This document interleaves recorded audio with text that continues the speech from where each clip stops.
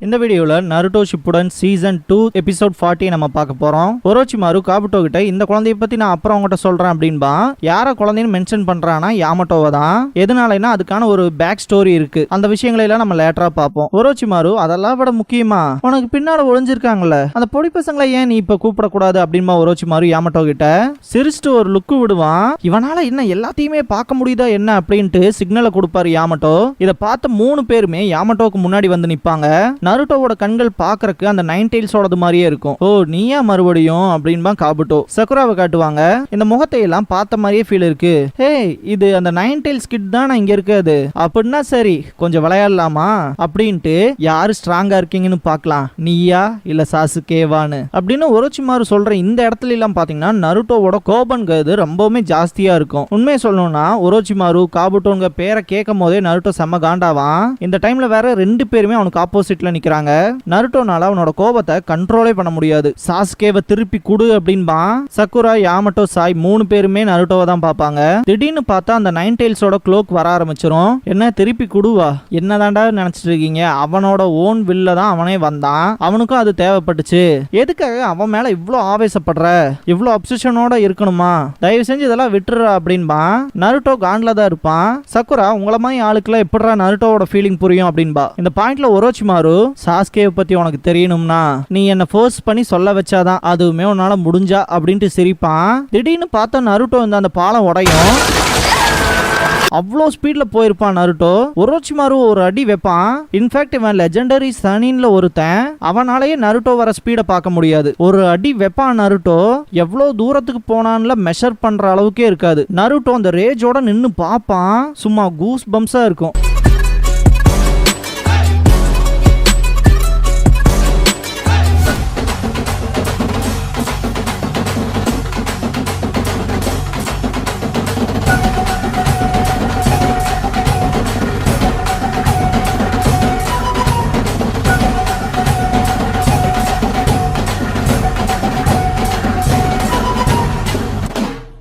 நருட்டோவோட ஒவ்வொரு மூமெண்ட்ஸுமே ரொம்பவுமே வெறித்தனமா இருக்கனால அந்த பிரிட்ஜ் மொத்தமாவே வீக் ஆக ஆரம்பிச்சிரும். தள்ளாடிட்டு இருக்கும். இந்த இடத்துல த 9 டெயில்ஸ் அன்லீஸ்ட் அப்படிங்கிற இந்த எபிசோடோட டைட்டில் போட்டு ஸ்டார்ட் பண்றாங்க.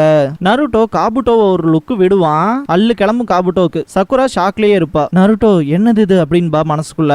என்னது அது அப்படிங்கிற மாதிரி ஷாக் ஆவான் சாய். யாமட்டோக்கு இந்த பாயிண்ட்ல ஜிராயாவும் கக்காஷியும் டிஸ்கஸ் பண்ணிருப்பாங்க இல்லையா அந்த விஷயங்கள் தான் ஞாபகத்துக்கு வரும். கக்காஷி ஆல்ரெடி சொல்லியிருப்பாரு அந்த சக்ராவோட சைஸை பொறுத்து கிடையாது, அங்க எவ்வளவு டெயில்ஸ் முளைக்குதுங்கிறத பொறுத்து தான் அப்படின்னு இருப்பாரு. கடைசி கட்டமா 9 டெயில்ஸ் வரும் அப்படின்பாரு. அதோட சைஸ் இல்லையா அப்படின்பாரு ஜிராயா. நீங்க எத்தனை டெயில்ஸை இப்ப வரைக்கும் பாத்திருக்கீங்கன்னு சொல்லி கக்காஷி கேட்டிருப்பாரு.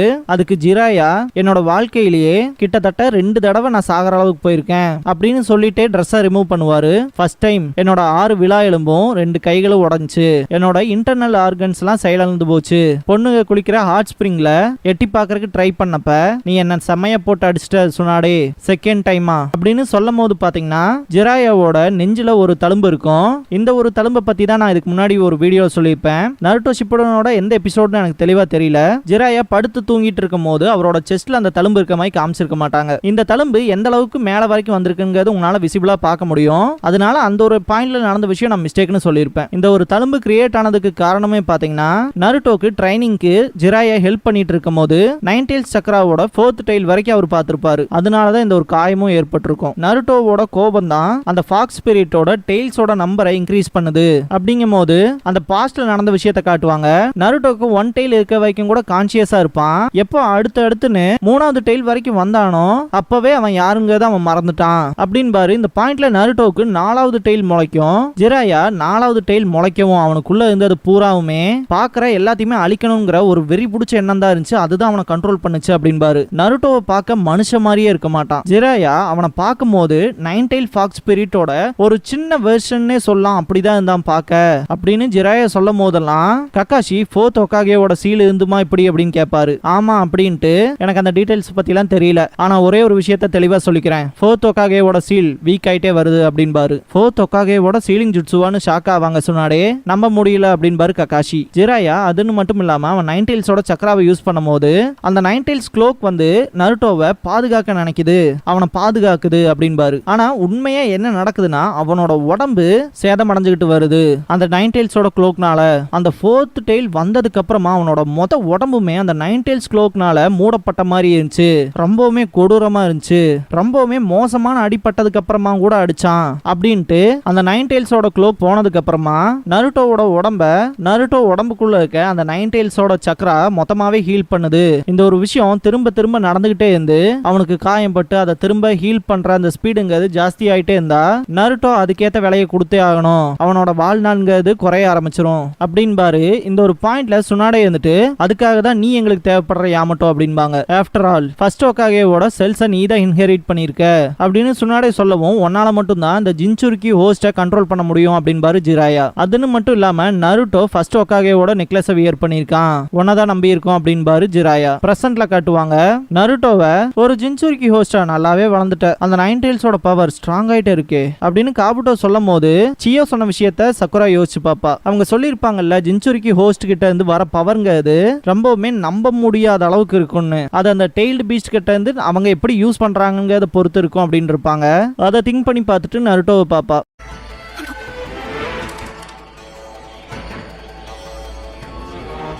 இதுக்கப்புறமா பார்த்தா ஃபாரஸ்ட்குள்ள காட்டுவாங்க. ஒரோச்சிமாரு நடந்து வருவான் டெஞ்சி பிரிட்ஜை நோக்கி. உண்மையாவே வேற ஒரு பர்சன் மட்டும் இந்த ஒரு அடியை வாங்கியிருந்தானா கண்டிப்பா செத்துருப்பான். நருட்டோவோட கோபம் ஜாஸ்தி ஆகும். ஒரோச்சிமாருவை பார்த்துட்டு காபுட்டோ சிரிப்பான். இந்த பாயிண்ட்ல ஒரோச்சிமாரு இப்பதான்டா அசல் ஜின்சுரிக்கு மாதிரி நடந்துக்கிற நருட்டோ அப்படின்பான். நருட்டோல செம்ம கோபமாவான். இந்த இடத்துல ஒரோச்சிமாருவோட ஃபேஸை காமிப்பாங்க. அவனோட அவுட்டர் ஸ்கின் கிழிஞ்சு அவன் ரீஇன்கார்னேட் ஆயிருப்பான் இல்லையா ஒருத்தனோட உடம்புல, அவன் ஃபேஸ் தெரியும். எனக்கு நல்லாவே புரிஞ்சு அப்படின்ட்டு பக்கத்தால வருவான். உன்னை எதுக்காக இவனை பாத்துக்கறதுக்கு சூஸ் பண்ணாங்கன்னு எனக்கு நல்லாவே தெரியும் அப்படின்பான் யாமட்டோவை பார்த்து.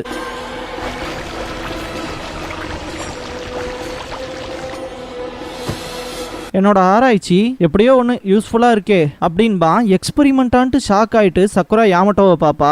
லீஃபை பொறுத்த வரைக்கும் இதுக்காகனாவது எனக்கு கொஞ்சம் நன்றி சொல்லி ஆகணும், அதை ஏத்துக்கிறதானே என்னோட அபிமானமான குட்டி டெஸ்ட் சப்ஜெக்ட் அப்படின்ட்டு சிரிப்பான் ஒரோச்சிமாரு. டெஸ்ட் சப்ஜெக்டா, யாருதான் இவன் அப்படின்னு கேட்பான் காபுட்டோ. இது நடந்து ரொம்ப வருஷத்துக்கு மேல இருக்கும். நான் அந்த ஸ்டூபிடான வில்லேஜ் இடன் இந்த லீவ்ஸ்ல இருக்கும் போது எனக்கு ஃபர்ஸ்ட் ஹோகாகேவோட பவர் தேவைப்படுச்சு. அவருனால மட்டும்தான் இந்த வுட் ஸ்டைல் நிஞ்சுட்சுவை யூஸ் பண்ண முடியும். அதுன்னு மட்டும் இல்லாம டெயில் பீஸ்ட கண்ட்ரோல் பண்ண முடிஞ்ச மனுஷன் அப்படின்ட்டு சிரிப்பான். அதனால அவரோட டிஎன்ஏ சாம்பிள்ஸை யூஸ் பண்ணி டெஸ்ட் பண்ண ஆரம்பிச்சேன் அப்படின்பா.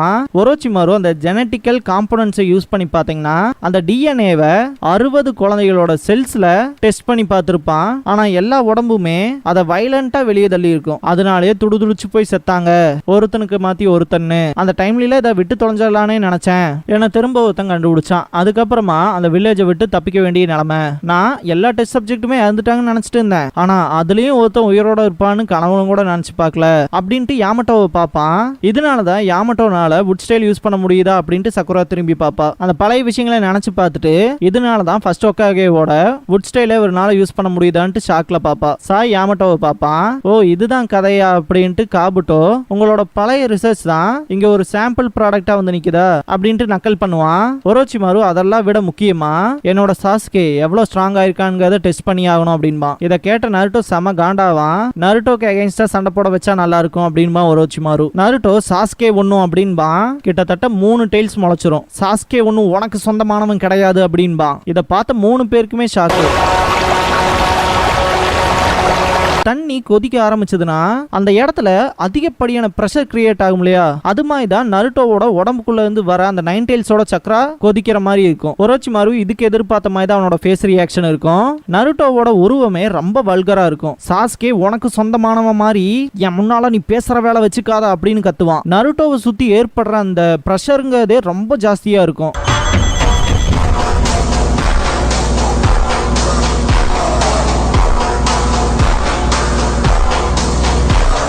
யாமட்டோ ரொம்ப டென்ஷன்ல இருப்பாரு. இது என்ன சக்ரா அப்படின்னு ஆச்சரியத்துல பாப்பா சக்குரா. சாயெல்லாம் பின்னாடி தள்ளும்.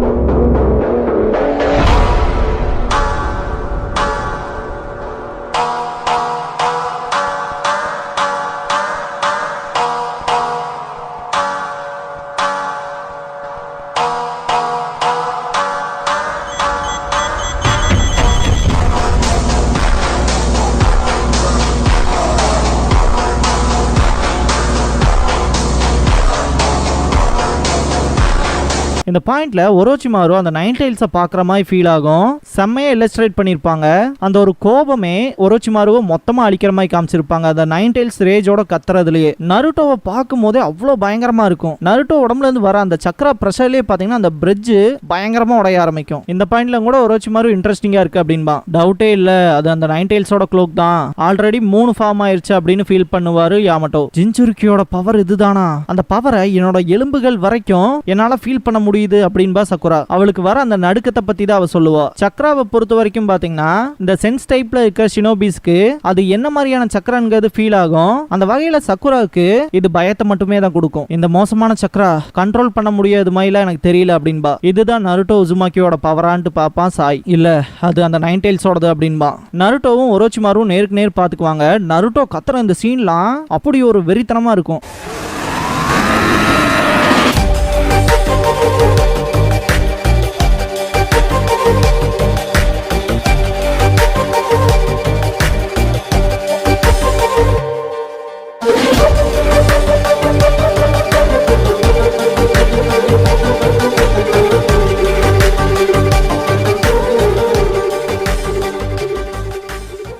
க்ளோசிங் சாங் முடிஞ்சதுக்கு அப்புறமா the top secret mission begins அப்படிங்கிற எபிசோட தான் நம்ம அடுத்து பார்க்க போறோம் அப்படின்பா நருட்டோ. இதுக்கப்புறமா ஆன்புவோட இன்ஃபர்மேஷன் ரிப்போர்ட்டை காட்டுவாங்க. காபுட்டோ யாக்குஷியோட ஆய்வா இருக்கும். காபுட்டோ அளவுக்கு ஒரோச்சிமாரு கிட்ட யாருமே க்ளோஸா இருந்தது இல்ல, அவன் ரொம்பவுமே மிஸ்டரியான ஆளு அப்படிங்கவும் ஃபர்ஸ்ட் மிஸ்டரின்னு டைட்டில் வரும். எனிமியை அட்டாக் பண்ணும் போது அங்க சர்வைவ் ஆன குழந்தைய லீஃப் மெடிக்கல் யூனிட்டோட கேப்டனே கூட்டிட்டு வந்து தான் பையனா வளர்த்திருப்பாங்க. ஆனா அவனோட ஆர்ஜின்லாம் யாருக்கும் அவ்வளவா தெரியாது அப்படின்பாங்க. இதுக்கப்புறமா ரெண்டாவது மிஸ்டரியை சொல்லுவாங்க. அவனோட ஸ்கில்ல பொறுத்த வரைக்கும் லீஃப்ல ஒரு ஆவரேஜ் கெனினா தான் இருந்திருக்கான். ஆனா பேட்டில்னு எடுத்துக்கிட்டா அவனோட ஸ்கில்ஸ் அப்புறம் மெடிக்கல் நிஞ்சுட்சு எல்லாம் பார்க்கும்போது சுனாடேக்கே ஒரு சேலஞ்ச் கொடுக்குற அளவுக்கு தான் இருந்திருக்கான் அப்படின்பாங்க. இதுக்கப்புறமா மூணாவது மிஸ்டரியை பத்தி சொல்லுவாங்க. சாசோரிக்கு ஸ்பையா வேலை செஞ்சுட்டு இருந்திருப்பான் காபுட்டோ. அந்த வகையில தான் டென்ஜி பிரிட்ஜ்ல பாக்குறக்கும் வந்திருப்பான். கடைசியில அவனோட லாயல்ட்டிங்கிறது ஒரோச்சிமாருக்கு தான் இருந்திருக்கும். ஆனா அவனோட நோக்கம் தான் என்னங்கிறதே அவ்வளவு கிளியரா தெரியல. இவனோட கேஸ்ங்கிறது இப்ப வரைக்குமே முடியல. அதனால இன்வெஸ்டிகேஷன் போய்கிட்டே இருக்கட்டும் அப்படின்பாங்க. சுனாடே சீல் வைக்கிற மாதிரி காமிச்சு இந்த ஒரு எபிசோட முடிக்கிறாங்க.